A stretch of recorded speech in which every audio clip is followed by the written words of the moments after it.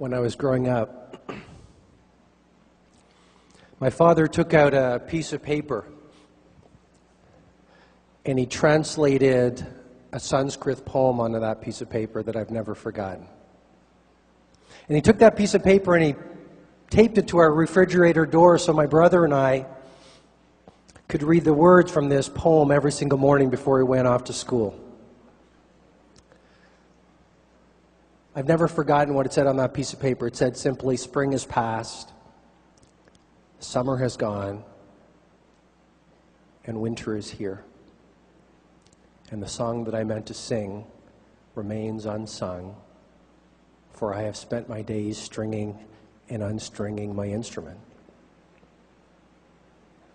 As I got older, I asked my dad, I said, "Dad, what was that poem all about?" And he looked at me and he said, "Son, that was a poem written by a man whose heart was filled with regret over a life half lived." He was always getting ready to sing the great song of his life. He was always getting ready to be a dreamer. He was always getting ready to play with the poetic possibilities that his life was meant to be. But he just got busy being busy. And so he missed out on the great song of his life. Spend time talking to people whose lives you want to be living. I met Evelyn and Carlos from one of my favorite places, Puerto Rico. Right? And I'm working on my Spanish, un poco. But it's coming along, And you know, it made me think how important it is to surround yourself with people whose lives you want to be living. So I made a profound change reading these books, interviewing elders, talking to people whose lives I want to be living, making these changes, because obviously reading books isn't going to do anything unless you're willing to take some chances, right? Ideation without execution is nothing more than delusion.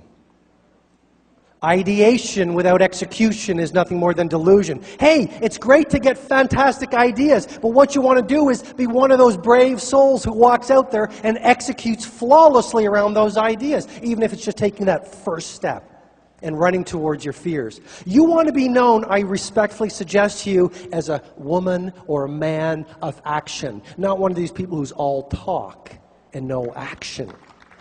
Action, execution. So here's what I did. I made a profound change in my life by learning these things and acting on these ideas. I then said, if an ordinary guy from a little town of 2,000 people could make such profound changes in the way he thinks, the way he feels, the way he behaves, let me write a little book. Now, the reason I share this part of the story with you is because I want to invite you to consider that every dream starts small. You're going to see people up here and you want to be on the stage. You might not be there. Remember, they started off with that first person that they talked to. FedEx, the first night in business, you know how many packages they sold, that they moved? 15. Let's not forget that Bono and his bandmates started off with that first gig in Dublin. Let's not forget that Richard Branson started off with a little college newspaper when everyone laughed at him. Every dream starts off small, but you want to start and move it forward each and every day. And while everyone else laughs at you and criticizes you, pay no heed to them. Keep on moving your dream forward, because there is something magical about sticking to your dream longer than anyone around you thinks you have a right to stick to that dream.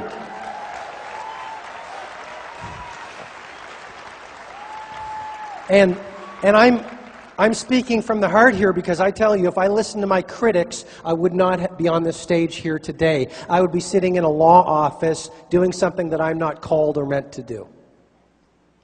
So I self-published this little book called The Monk Who Sold His Ferrari in a Kinko's coffee shop. A lot of people don't know this, I was still practicing law. My mother was my editor. My father helped me sell the book one at a time. Now, there's about 3,500 people in this room. I'm so honored to be here. I'll tell you why.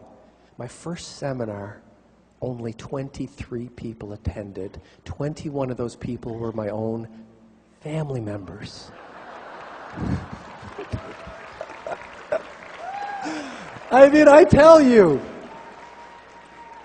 Starting with a little dream, like building your business and saying, I'm going to get out there and I'm going to talk to people and I'm going to take risks and I'm going to work on myself and I'm going to be extraordinary. Because the days slip into weeks, the weeks slip into months, the months slip into years. Before you know it, 5 years have gone by. 1 year has gone by. Well, 1 year is going to go by anyway. Why not get there world class in this business, world class in your life?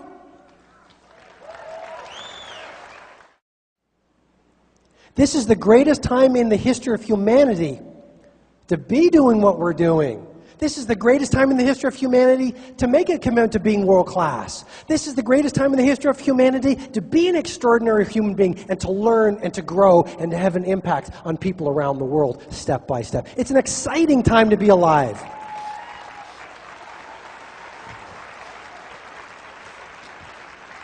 So, the idea I want to share with you is on this being an extraordinary performer, don't give up. I want to read you a chapter from my latest book, The Greatness Guide.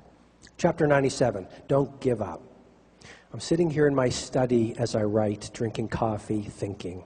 Not daydreaming, not wasting time, not worrying, simply thinking. One of the best things you can do is to spend some time each day thinking. Because what's the point of getting to the top of your mountain, realizing you did the wrong things? Think how you can build your career to the next level of world class within free life. Think how you can add more value to your stakeholders. Think what you can do to be a shining example of poetic possibilities. Think. Peter Drucker said it so well. He said, there's nothing so useless as doing efficiently that which should not be done at all. Confucius said it even better. He said, the person who chases two rabbits catches neither. So simply thinking. Mostly I'm thinking about the importance of having a sense of mission and then staying true to it. It's not easy, though. I've found that the bigger I dream, the more obstacles I face. My mission in life is pretty straightforward. I want to help human beings become extraordinary and organizations get to world class. I have such a passion to realize that dream and do my part to make the world a better place. This isn't just a business to me, it's my calling. But the higher I reach, the more I get tested. Sound familiar? But challenges are good. We grow through them. We are most alive amidst danger. Papa Walenda, the great high wire walker, said it so well. Life is lived out on the wire. Life is lived out on the wire. The rest is just waiting. The wisest amongst us, the genuine leaders, smile in the face of adversity.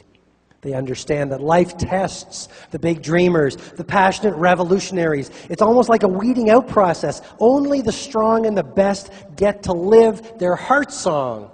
You know what? If it was easy to get to world class and extraordinary, everyone would be doing it. Jeff Bezos, Amazon.com, once said, I knew that if I failed, I wouldn't regret it. But I knew the one thing I might regret is not trying. I believe the only failure in life is the failure to try. I believe, ladies and gentlemen, the greatest risk you will ever face in your life is riskless living. That's why I honor you. Keep pushing the envelope. Keep dreaming. Keep growing. Keep talking to people. Keep getting better. Keep pushing the poetic possibilities that your life was meant to be.